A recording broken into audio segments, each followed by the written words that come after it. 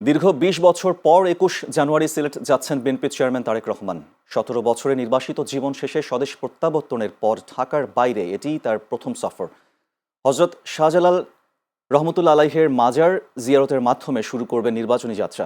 দলের চেয়ারম্যানের সফরকে ঘিরে উচ্ছ্বসিত নেতাকর্মীরা। তাদের দাবি, রাজনীতির ইতিহাসে আরেকটি আবেগ ঘন অধ্যায়ের সাক্ষী হতে যাচ্ছে পীর আউলিয়ার পুণ্যভূমি সিলেট। প্রতিনিধি আজিজুর রহমানের পাঠানো তথ্যচিত্রে বিস্তারিত প্রতিবেদনে।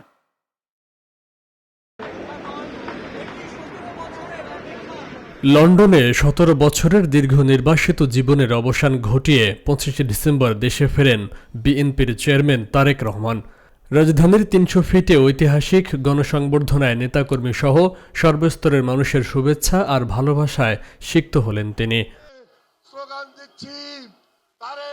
দেশে ফিরেই ঢাকার বাইরে সিলেটেই প্রথম সফরে যাচ্ছেন ২১শে জানুয়ারি। তার এই সফর ঘিরে জেলা ও মহানগর বিএনপিতে বিরাজ করছে উৎসবের আমেজ। চলছে ব্যাপক প্রস্তুতি। উচ্ছ্বসিত তৃণমূলের নেতাকর্মী সহ সাধারণ মানুষ। ভেদাভেদ ভুলে নেতাকর্মীদের মধ্যে ঐক্যের বন্ধন তৈরি হবে বলে প্রত্যাশা তাদের। তারেক জিয়া বর্তমানে আগামী ২২ তারিখ সিলেট আইবা, তাই না উপলক্ষে আমরা যা করণীয় আমরা সব যাইতাম, তাই কি তা হই না আমরা শুনতাম।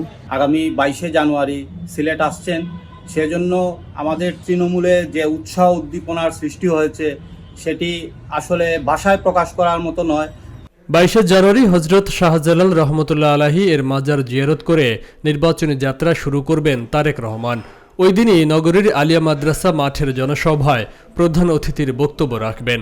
সমাবেশ থেকেই দলের প্রধানের বক্তব্যে দেশ গড়ার নতুন পরিকল্পনার বার্তা আসবে, এমনটাই মনে করেন দলের নেতারা।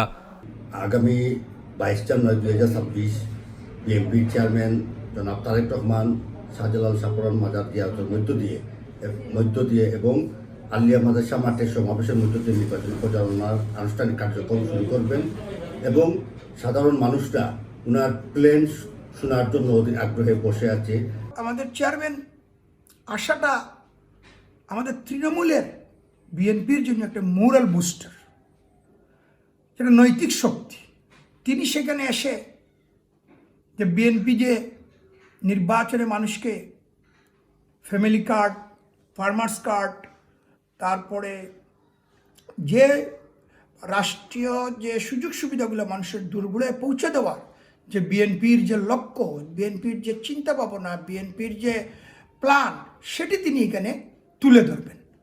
অত্যন্ত আনন্দিত, আমরা গর্বিত, আমরা উজ্জীবিত, উল্লেসিত এই কারণে যে আমাদের দলের চেয়ারম্যান জনাব তারেক রহমান সিলেটে আসবেন এবং সিলেটিদের কাছে এটি অত্যন্ত আনন্দের সংবাদ এই কারণে যে কিছুদিন আগে উনি একটি অনুষ্ঠানে উনি নিজের থেকেই বলেছেন যে উনি হাফ সিলেটি। জনসভা শেষে সড়ক পথেই ঢাকায় ফিরবেন তারেক রহমান।